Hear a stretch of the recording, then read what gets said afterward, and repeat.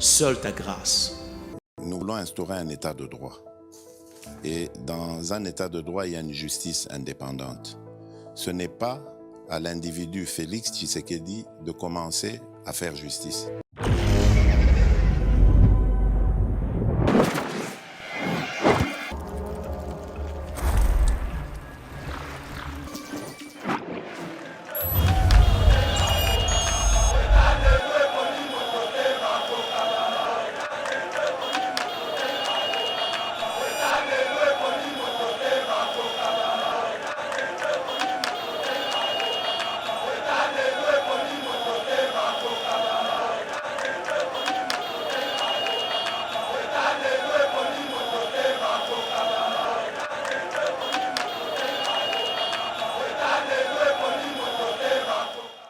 Bonjour mesdames et messieurs, bienvenue dans notre émission V Patriotique, émission Oyo Tokota Banda, pour nous topesa bino ba news oyo ali ko dominer scène politique congolaise, actualité ali dominer na conférence de presse oyo 6 autres confessions religieuses oyo bazaki na kati esanga na Senko pe na SCC bango pe basali point de presse na bango lelo pour dénoncer la réalité misusu. Alors, tu l'appelles misusu ndenge mbutu ali kokota na makambo matali kaka toujours kiti ya seni oyo ba réaction comme ma départ et d'autres o bakendaki ko visiter résidence ya Fridolin Ambongo dimanche selon batu misusu bali ko bezali ba militant ya IDPS or secrétaire général IDPS et Ali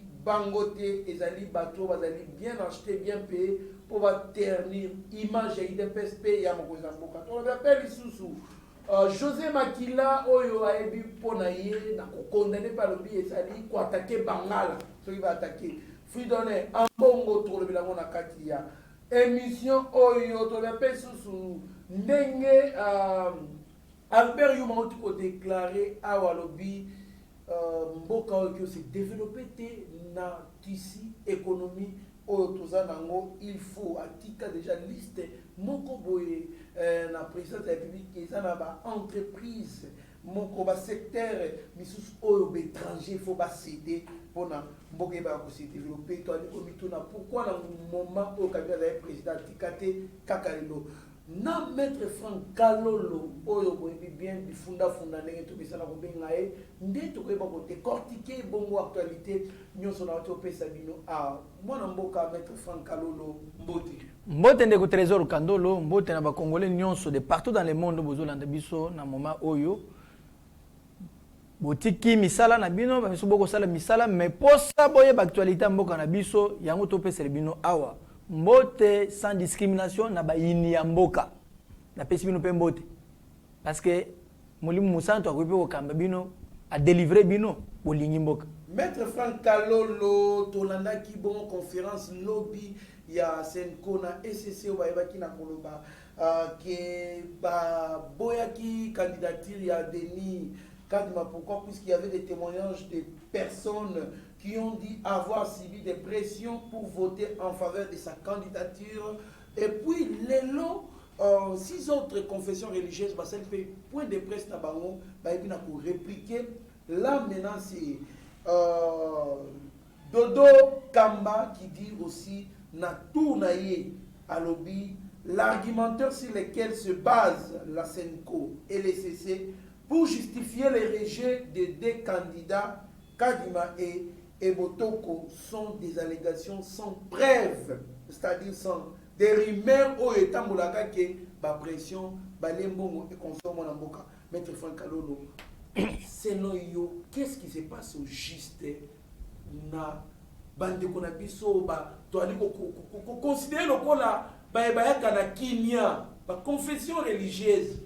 Bayaka ko pesa biso kimia pio côté ya biso soki to ali en conflit mais lelo bango bazali na conflit ba ali ko yokana ti réaction ya bien ndeko Kandolo na lingina sala analyse peut démonstration moko à caractère pédagogique pour comprendre degré ya dangerosité ya église catholique pe na composition ya bato basangana po basala conférence wana de presse wana lobby et na ekoya ko confronter yango na réaction ya nani pasteur Dodo Kamba oyo awuti pe na circonfusion religieuse o bakeneki pona makamwana eloko liboso lingi na relevé alobi ba allégation na bango ezali na yango fausse. Mais moi j'ajouterais que ça c'est non seulement fausse mais aussi mensongère. Bandeko ozomona na ebite peut-être parce que bazo lata sultana nde bazo kanske ba yebi nyonso. Non, il ne faut pas confondre bazo kanske bazan tantôt base bato mibali ou bien baleki bato na onction. Non, onction eza na sultana te. Onction ezali na maloba na nzambe. Onction ezali na bolingo ya solo. Onction ezali kotos mibeko ya nzambe.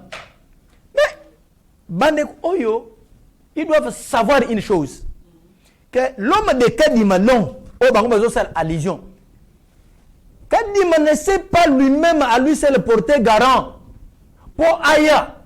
Mais Kadima, c'est une représentation, il y a confession religieuse. Ou elle est partie prenante. Mais je ne sais pas s'il faut comprendre les choses. Mais bateau ba limba ko so banani. Kadima est mon côté. Bozana oui candidat. Na kata oui candidat, il y a des critères. Même Moussala nyon surtout. Pour ben de na Moussala critères ezalaka. Bon, on peut ce critérium. Ceux qui ont rempli ma condition à ce moment-là, et d'ailleurs, non seulement quand tu peux passer même dans la bataille, tout ça sont des conditions. Candidat na bango, à quoi? Oui, la SCC, à quoi? C'est-à-dire qu'il faut paralyser la RDC simplement parce que les deux candidats à bango, à quoi? Non. Vous devez bloquer toute la République. Vous confondez l'Église à une République.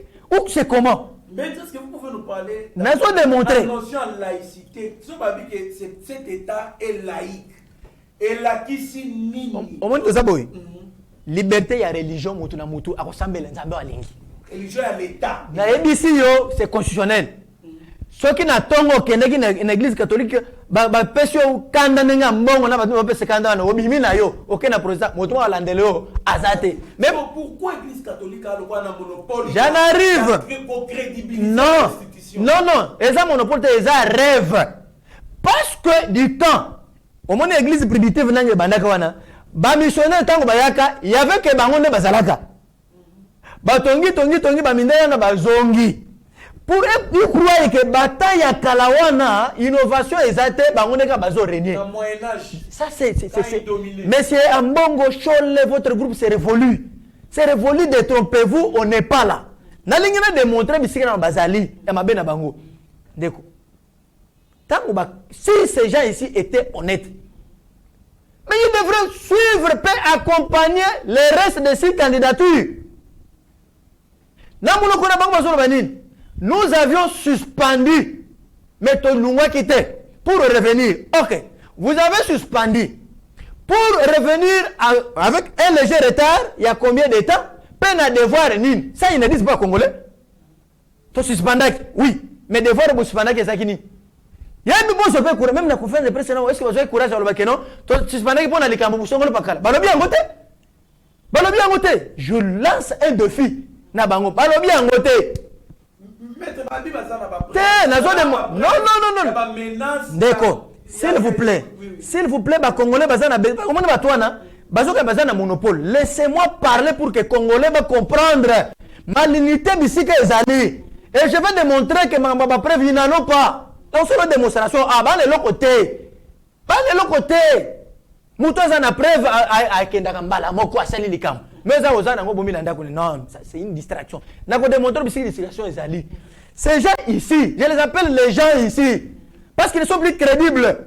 On ne peut pas arrêter la machine pour bango kandana bango azate. Non, ah ezali concours ya séminaire té. Pourquoi masangote? Ça c'est la République hein. République ba diriger la République était na Nzambala. Té République sangisi bato Nzambala c'est ça la République. Alors vous devez éviter l'aventure. Bakomi papa. Tango bato na bango ba kwei. Si c'était sincère, il fallait qu'il continuer. Ah, beaucoup hein, mais pour l'intérêt, il y a République et Seigneur toi accompagner batouane. Vous voulez revoir encore d'autres critères, alors que début avant que vous bandez ma ponami, il y a les critériums. Mon tout ce candidat a un élément naïe. Voilà, je serai confronté à ça. Vous devez bien définir. Mais vous voulez inventer. Non. Écoutez, papa.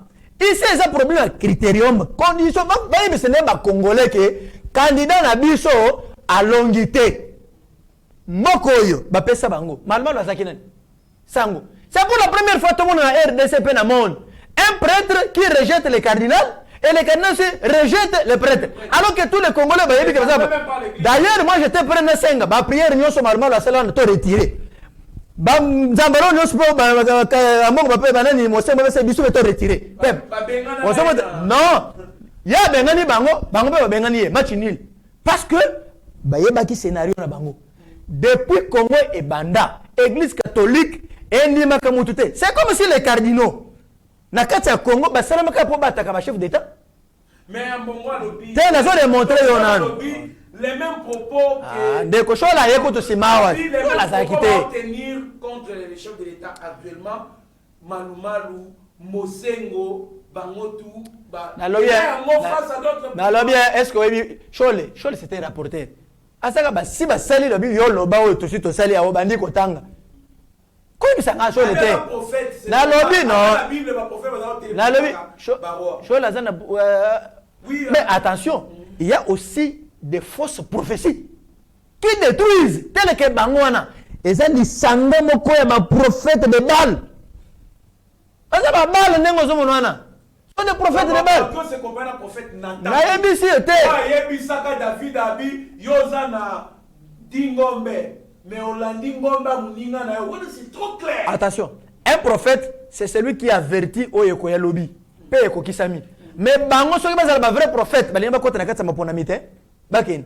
Il devrait être à l'écart, ba passer message, bon ba tumususu ba kene poto zel Bango balobaka boye. Lokolo balobaka boye sali boye. Mais Bango ba koti sou na kata ni po baloka kaniaka. Wana distraction, soit des prophètes de Baal. Ningo zo monwana. Prophètes de Baal. On a jamais sauté. Face à Élie. Mais ils n'ont pas bazana langage à péter. Dans leur bouche, il y a une discrimination. Dieu c'est un Dieu d'amour, un Dieu qui rassemble. Yoka batonamlo. Est-ce que Moulouba Moussou soit ça te va payer? Monsieur, je vous mets en garde, monsieur Chole na Batunayo. À mon équipe, je vous mets en garde. La République regorge ma Congolais Batémini surtout. Je vous mets en garde. Ceux qui vont zombies ici, les sous, Serge Gili se réservera le droit cette fois-ci de saisir les séances judiciaires. Parce que vous avez une discrimination. Trop, c'est trop. Comment on a battu dans la binote? Mais qu'est-ce que vous voulez dire aux gens? Qu'est-ce que vous voulez apprendre aux gens? On est bon message de tala bisikana iso bisika moli mwanza baza loger na si confession religieuse. Tala dolo kamba calme na batu na ye. Ba musulman to lo baza ba terroriste. Voilà le comportement baza très calme. Armée de Sali très calme. Chaque fois ils sont pacifiés parce que l'esprit qui est toujours. Cette fois-ci. Na lo bien. Même en ndako rotation esalaka. Soki to leki matembelele lobi to lendunda. Soto le tonso le luto le ba quiz rotation zalaka bana pe balobi biso to kole boye papa mama pe asali bole pe na bosenga ban donc et ça là mais comment wapi que ka catholique na essaie ba sala biloko wana cette fois ça doit changer mais vous oubliez rotation est outil dans sommet la présidence de la République et vous croyez que rotation est contre la institution de société vous rêvez ou comment vous devez savoir que Maramuso est spirituel et donc spirituel mutu aye na vision na ye. Et quand Dieu donne la vision, il donne aussi la provision. C'est ça la provision qu'il a. La provision, il y a makambo ebele. Maintenant, vous devez comprendre que les balles, ils ne sont pas des prophètes venant de Dieu. La politique, on fait la politique, on parle politique. Là, c'est bon.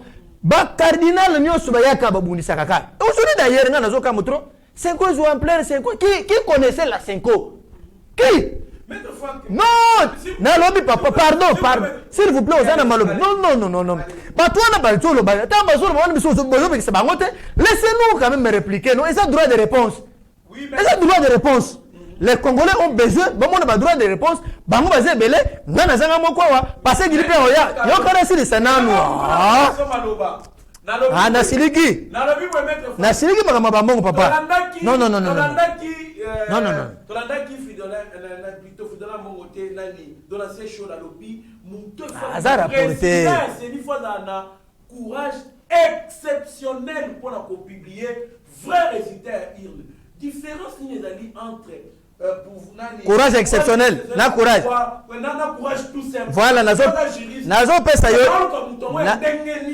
pesa yo différence wana mais yambo yo kana expliquer yambo na kota na mutuno tuni oyo ya courage exceptionnel na courage na pesa na yanolango mais na zongisa nanu sur c'est ya 5 na plaire ya 5 utaki wapi 5 zaki na plaire Kabila zalakia Kabila kuto bando mona bango net ba jouer parce qu'il connaissait que sont les dieux basés en prophète à Baal. Il les a sabotés. Et makambo basi zeya ba dialogue. Au moment où ça qui bangoka. Abwa kisi bangoka que zonani edem kojo. Dialogue ekota kito ekota te. Gouvernement salamate. Bango zalaki Congo changea. Maintenant ni mutu ayo kota. Yo kana. Non, c'est là où moi je vais. Bazongi ndengeni pe Étienne fait. Étienne appelle ça que bango considération na ndengeni. C'est lorsqu'il a refusé ya kokota na dialogue ya 5 ya nani ya Edem Kojo amoni ya aventure eza mais na valoriser ta basango avec espoir que ndenge molimo azaka kati na bango na tango kala azalaki njoka ne mulimo mwasa bima kala batikala kaka bongo kala basutan. Oh, l'esprit se déplace. Ouais barate. Nous sommes des vases vides. Azara vase vide. Et l'esprit de Dieu vient s'incarner dans la Moutou. Quand tu énerves l'esprit de Dieu, il quitte. Ayaki Kovan. Voilà pourquoi je vais te dire une chose. Le Saint-Esprit a déjà quitté l'église catholique. Pour bref, je vais vous faire une démonstration. Tala Ambong. Tozaki na matanga ao. D'ailleurs, bazaba tout le monde bien. Cardinal mususu akufaki wana bamoni yango mabe ole bazo mususu ba kondele ba luka espace mususu ba kondole nani oyo ba che mususu motu ni sikwa mbongo boche mutu wotaki wana wapi na molemu ne komo telengana boye siko bino bozio mususu boche wana ozo mona tebilo kwana. Est-ce que kosa la collègue no bongo? Allez-y comprendre que l'esprit de Dieu ne loge plus et c'est ça ba sultan to lumwe place wana ambongo zo mona wana Ambongo alobi. Pour Ozala enseignant l'église catholique et enseigner aux fidèles catholiques. Alors que liberté wana ya religion est constitutionnelle et communauté de discrimination. Tant que Totelemela qui a changé, c'est quelqu'un qui est venu, il a une mission spéciale. Il y a qu'à combattre Félix Antoine Tshisekedi dans l'institution de la République. Na komela qui pape. Par l'entremise, il y a nos papa, je prends mon sein. Je prends le cas de Mosengo. Mosengo faisait des déclarations responsables. Mosengo azaki na ba dérapage net à Mbongo. Mbongo dérape trop. Il est devenu politique que chrétien. Il a une mission au Baché Wana. Parce que Moutouanoma qui est à papa. Si on me demandait, moi, la ligne à la place, mais Pape Bakay Kuna va saluer, va remplacer Mosengo. Non, Yoka. Non, président, parce que c'est cardinal Yamboka. C'est une église reconnue dans Katsamboka Nabiso. Tango a eu promotion. Mais non. Wanate. Wana telemelian. Te. Yo, quand expliquer. Kabila, écoute, c'est ça la différence. L'esprit de Dieu est dans Katia Fachi. Kabila les avait déjà connus devant Keno. Baza batumo moli monza masation na bangote. Atikine bango ale parce que Kabila était politique peu militaire. Amoni ni batu mo hivi tu. Mina bache tu bekwa tu pale. Hapana babule mais biko tu batu. Ni batu tu ya Mungu. Batu tu. Ni batu. Batu ya Mungu mais hapana na. Non ni batu tu. Hapana ni batu tu, ni batu bikala tu pale. Akoti na kati na bangote asale makamane mususu. Oso comprendre. Preuve yangoyo. Oso comprendre. Preuve yangoyo. Donc bango nanga bazawana, bazana omo boko biso batuté. Alors, le cours ba yebisa ki ba congolais le pourquoi ba suspendaki. Per reprise nango zalika. Ils ont déclaré la reprise lorsque ba on va continuer ki ba ke osala. Kora ke passer de do kambana autres 5 confessions religieuses donc na yeba comme 6 wana bazalaki batupam Bazan na charte te. Ils ne sont pas des intellectuels, ils ne connaissent pas ma condition, il y a charte. Ba règle, au régir bango. C'est pour vous dire que Batouana, tant on les a révolus, Église catholique ou pas, d'ailleurs ce n'est pas l'église catholique en général, ba camion de tête wana. Non, attention, je vais d'abord. Écoute. Attention. Nakata 5 ans. Yebisangai évêque Kasaya Nakata 5 ans. Parmi les évêques qui ont composé 5 ans. Évêque Amoulou Bazana, Azate. Est-ce que vous voyez les balous faire de la 5 ans un problème? Non. Pourquoi? Parce que les question des Congolais. Aux hommes de Siko. Les balous réfléchissent mieux. Que hier, bilo kwa solo bwana oya fongoli mbanga na lobi que non ba bolu moi za place les balouba raisonnent mieux que toi. Laissez-moi vous dire, nazo démontrer parce que mes interventions vont revêtir un caractère pédagogique. J'ai fait des démonstrations pédagogiques ici pour que vous compreniez. Na pas sûr que le mon a kati ya click wana ya ba balle wana ba to 5 ba za place wana. Yebisangai évêque Amoulou bazana katwana azate. Est-ce que moni Mouluba a attaqué que non le kola évêque moko ya nani ya Mouluba azate na kati ya 5 biso to boya 5 non, on laisse parce que za lisanga Mouluba c'est un homme social asa habitué à vivre na batu na banyama na Mouluba so azo pesa nyama biloko ale bongo yo mutu apesa nini apesa yo teneni Mouluba azo kabela munyama kole biloko bongo yo mutu non c'est pas faire une démonstration. Nous devons prôner l'unité, prêchons l'unité. Biso toyebi makambo oyo baluba ba Congo ba eza na sens mon côté bango kotunde ifalaki ba bande côté ba so mutabi non bongo te que situation est allée au créer tribalisme tolandi batumbi fédération ya IDPS na Sidou Bangi na Gemena kuna tolandi nani José Makila kolobaki s'attaquer à fédération bongo s'attaquer na Bangala nyonso tout et consort et pendant que Baouti ko ça démenti par rapport à Nebabaki bazaki ko ça la banani ba profanation na ba siège ya bébés catholiques tout ko bunka na Kasai et consort évêque ya diocèse ya Mbushima lobi ezali lokuta makamwana et ça na depuis avril mi bazaki ko kota na ba église catholique ko bunka eza makamwana lokuta.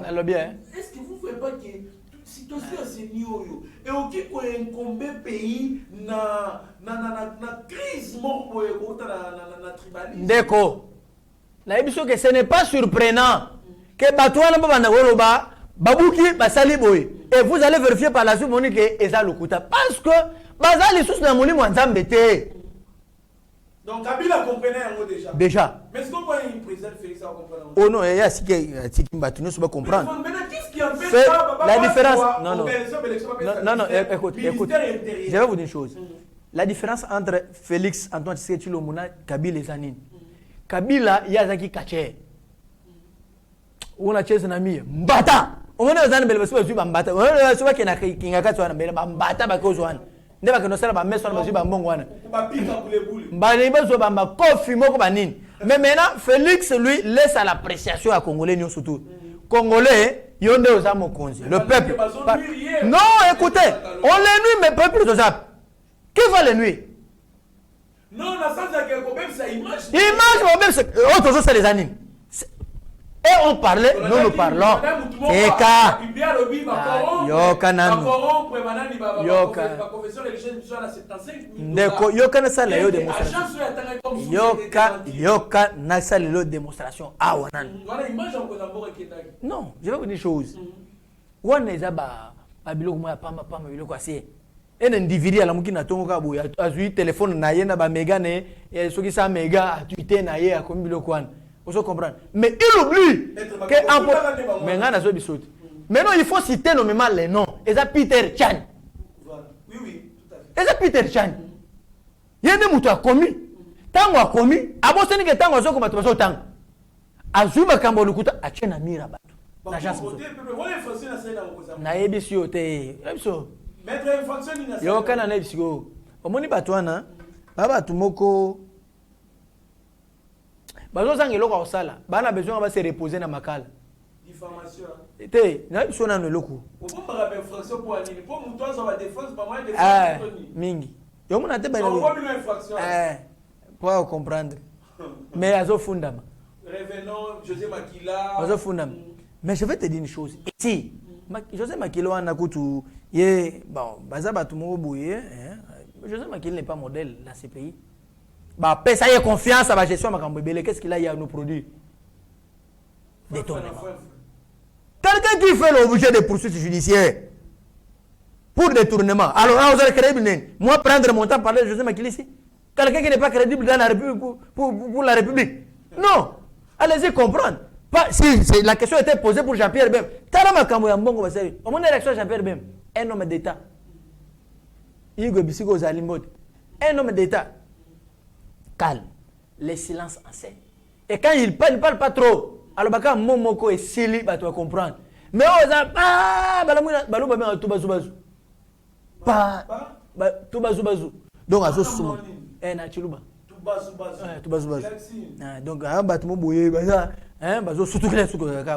parce qu'il est pour quelque chose. Parce que Batumi ba fédération IDPS na nini côté qu'on a gagné. Yo moni CG a fondi batwana. Et qui ont incendié? La question qu'il faut se poser, qui ont incendié? Donc IDPS c'est moi sur laquelle tout batona ou bien batona ba on est baton. Voilà. Non, écoutez. Mais banani batumi. Amongo bazokisi Amongo avana kuna le pas clôturer. Kuna bisi ba pesa bango banda bango tubaza na chance batongeli bango banda ko fele bavana na bango banda ko fele. Bako bisanda mayo fele nyonso fele pendant que biso to foutre la maille na banda. Minimum de différence ende kwa mbongo. Boto sakabat. Bon biso to yela bino mabonza. Minimum de différence. Ici vous ne pouvez pas blaguer. Non. L'église catholique doit laisser les Congolais calmes. Et je vous dis, je préviens. Naba clique wana batwana. Hein? Batouana baza batwa 5 wana, hein? Baza na esprit nzambe te, ba comme l'esprit va prophète à balle. Il ne prêche plus encore l'unité l'amour. Bango zaka pas problème. Ils vous disent "Oh, nous déterrons des preuves, des audios et c'est Lukuta munene ozomona na batata na bazo vanda wana." Ils ont développé les mensonges, au moins mensonges ça net 5 moulaya 10 conteneurs. Mensonges à batouana ozomona 5 wana. Etienne Olite mais oti que les biso ba tumoko boye ondire baza so ba congolais. C'est makambo ba ndeko ya seko bazo salana. Parce que ondire baza ba congolais te, ba mo ba congolais. Si demain il y aurait glissement. Élection s'organiser tena 2023. Alors, il y aura pas de dialogue. Mais glissement. Parce que je vais te montrer. Attention dans mon élection. La responsabilité, la culpabilité, te correposer à mon amoutuya, Église catholique na SCC. Maître frère, qui va accepter ça? On va accepter. Qui va accepter? Mais les Congolais vont accepter. Ah bon? Bano landa na ba commentaire nyos, 90% commentaires ba Congolais, vous voyez qu'ils sont contre le comportement des Batumi Balewana, les deux églises ou des confessions. Au moins sondage, hein? Sondage est ça la makana mon côté. Oh bossé. Olobi bato bandi kolanda. Oh bolobi ba réaction à bato. Si les gens sont avec moi ou ils ne sont pas avec moi. Elles ne vivent pas ça. Ils vous disent qu'ils ont besoin, il y a courage exceptionnel. C'est-à-dire courage exceptionnel. Ils ont capacité de moto, ils ont braver Bubangi, ils ont camonio sur la casse et ils ont des difficultés. Vous comprenez? On a courage exceptionnel. On a courage exceptionnel. Si quoi courage, ils ont surmonter les difficultés, ils ont un meeting de ça y est. Mais je me pose la question. Bango aussi les gens dans un meeting depuis à tous. Moi maintenant je comprends que Malumalu avait un courage exceptionnel. Parce que on commandité le Malumalu a salé le contrat de Bango. C'est que ce qui Malumalu a un courage exceptionnel, c'est que Kadima, on appelle un courage exceptionnel. On ne peut pas juger la personne sans lui confier la responsabilité. Merci, je vais te dire l'évaluation est yaka lorsque on peut se responsabilité. D'ailleurs, au moment où échéance électorale nous allons nous opposer plus question à la confession religieuse. Merci, on ne sera même dirigé par les politiques. Merci, parce que on y surtout, c'est l'issue. Député à Ituri, il y a des députés à Nord Kivu, Bako, participer à la plénière, à la prorogation. Il y a état de siège, ceux qui papaient si contre l'indité. Bon, je vais te dire une chose. Là, je rectifie. Pas un député, un député. Ah bon? Ah oui. Parce qu'on nous parle des députés. Non, même si on a comité, on a commis ma baisse, c'est un député. On attaque maintenant la source. Na lobby, hein? Non, non, un député. Si vous associez, bah suppliant, non, bah tout le monde est député. Au cause de suppliant, na yo, bah yo na ba petit, bah landa pemeli na yo, bah toi, so yo journal ça y bah on t'a katika bah député, so là tu bah on ka moi veste mani, bah yo bah député, bah député bilongi bah yo nita, bah député bela bah yo bah na raté, pour bah intervenir na raté. Bah député pour bah bah on bien, bon les gars na nini wana na perchoir, bon le baka, pas le baka té, bah toi bah on est ni. National, les députés du Nord Kivu et de l'Ituri boycotteront toute plénière visant la prorogation de l'état d'urgence. Très bien. Lorsqu'on dit les députés, ça dit, Balobi, j'ai suivi. On a dit les députés de Nord Kivu et Sud Kivu. Ça dit, oh moko, bah comme il balé. C'est deux. On va les appeler les députés. Et ça français. Ceux qui vont comme il balé, comme il est. Mais quand même, c'est le pluriel. Mais il y a mis balé, on a déjà. Je vais te dire une chose. Non, je vais te dire une chose. L'évaluation. Non, ici, les peuples basés en oui, c'est vrai que TV Zangonga, Bayembo Bolanda, mais ton demande parce que vous avez besoin de comprendre. Évaluation, c'est la mamie-coloniale surtout. Chaque jour, évaluation. Tant que vous avez besoin de Bakangi, Bakingani, on va détourner, Misolo Yakipo, Bayeba, non, Pesa, Maping, Bazakuna. Et ça, les évaluations. Tu as qui nombre, tu as ça, nombre de moussous. Même quand on a quitté le terrain, baby, bato bazo kufukufu donc nombre ba pesa ngai eza yango te eza lokuta chiffre eza lokuta akiti na terrain ezani eza évaluation te. Vous voulez que l'évaluation ce sont ba mususu bazo collaborer na ba mouvement insurrectionnel. Ils veulent que ba arrêter et continuation à nini ya état de siège afin que ba continuer na ba aventure na bango. Ça ne va pas s'arrêter. Il n'y a que deux personnes qui parlent. Ils ne représentent quoi? La liberté d'expression, ce n'est qu'un échantillon. Ça va continuer. Et non seulement continuer dans Nord Kivu, na Ituri. Baloy, on élargit Tina Katanga. Tina Kasa, on a écouté que Tina Kasa, Tina Sankour. Merci beaucoup, et moi aussi. Ça ira partout. Ce pays ne peut pas se développer dans le système économique actuel, dit Albert Youma, président de la FED. Je brandis à la présidence de la République un document détaillant de ces secteurs où les étrangers doivent se retirer. Les ambassadeurs ou les étrangers faut se retirer pour se développer à travers la liste de la présidence de la République. Un hypocrite politique. La émission Albert Youm, hypocrite politique. Ah bon? Il vous dit ici, à Cité, là où les étrangers vont se retirer. Mais à Cité, il aurait démontré que tel. Non, Atika Wapi. Prenez le temps de parler au Congolais. Vous allez donner la cachette à Batoumo. Parce que Congolais sont hypocrite. Comédien politique. Quelqu'un qui a des dossiers judiciaires pour détournement et mailler na bamaka est-ce qu'il est crédible? Il peut parler puis Batoumo qui à part moi c'est na ban na bateau ba keno 5 bango. Qui peut les écouter? Au lobby sans qu'on démontre. Vous prenez les Congolais pour les idiots. D'ailleurs il y a Zolungo, semaine prochaine à Zolungo. Kassim va pas mentir Bazokin.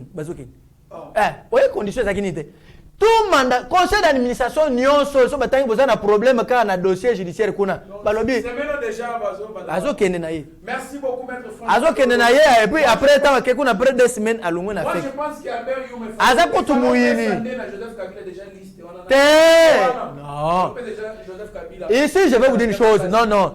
Il veut distraire les Congolais. C'est comme si Alinga bénéficiait moi crédibilité, moi confiance, moi les Congolais. À cause de Yangote. Merci beaucoup Tokomi Nasuke. À cause de Yangote. À cause de HD le petit génie na Mike Chiswaka Opesa Malobano Yasuka et boto clôturer émission. Bien, Malobasu kezali que ba Congolais nous avons besoin ya kimia, nous avons besoin de bomoko.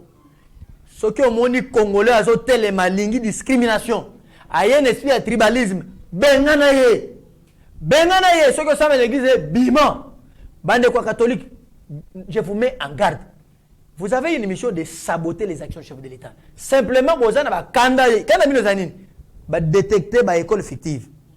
Vous avez un double, triple, les gens sous-sautés. Bakanda wana, bokende na ngoti, et aussi la kaka. Et on ne sait rien, on ne sait rien pour Congo et les bosso gratuit enseignement et Simba et on continue à Bongo. Et l'État qu'on va construire les écoles. Tout ça on a besoin de kimia. Le pays ne peut pas être bloqué parce que les catholiques ont parlé. Nous sommes dans un état laïque. Quittez. Ministère de l'Intérieur pour organiser l'élection. Ce qui est l'élection est athée. Conséquence ces années, le président de la République reste en fonction. Ah bon? Mais à Siangwan, Naobenga Lambert Menda, c'est bien. Il faut vous. Mais c'est ça la conséquence. L'alternance c'est quoi? L'alternance c'est l'organisation de l'élection. Parce que pour moi, c'est ce qu'on appelle alternance. Alternance, c'est ça. Non, c'est ça. Nakata maponami ba animateur pe makamso asika ba yeba koti siko soki maponami wana ezalité ata boseli ba dialogue belé le président de la République reste en fonction. Merci beaucoup wana maloba juriste de formation et de profession Kalolo. Merci beaucoup Bozake Belé pour la kolanda émission ya Eba TV na pesa bino déjà awa. Bon voyage na Pasteur Gili na Mitterrand na ya Pasteur Gili ya okende lobby donc azali awa sur place na studio. Merci beaucoup. Bon voyage na bangoni surtout. Merci beaucoup na DG Shadrack Loro azali bon na coordination. Merci na batnos to na biso. Merci na batnos so basela na ba vidéo ba souhaiter nga ba komeli nga ba bengi nga na cadre anniversaire na nga. En tout cas ça me va droit au cœur. Restez branchés sur Yeba TV, vous ne serez en aucun cas désigné, vous être maître de son silence, que plutôt esclave de ses propres mots. Merci. Merci beaucoup. Merci. Seigneur, que ta grâce, seule ta grâce. Nous voulons instaurer un état de droit. Et dans un état de droit, il y a une justice indépendante. Ce n'est pas à l'individu Félix Tshisekedi de commencer à faire justice.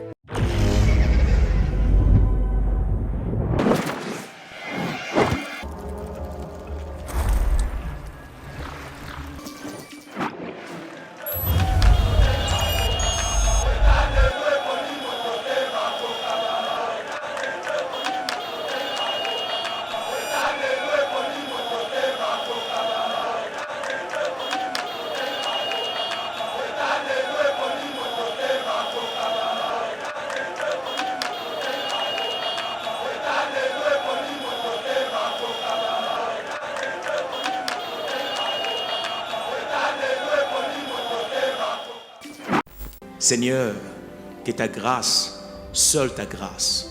Nous voulons instaurer un état de droit.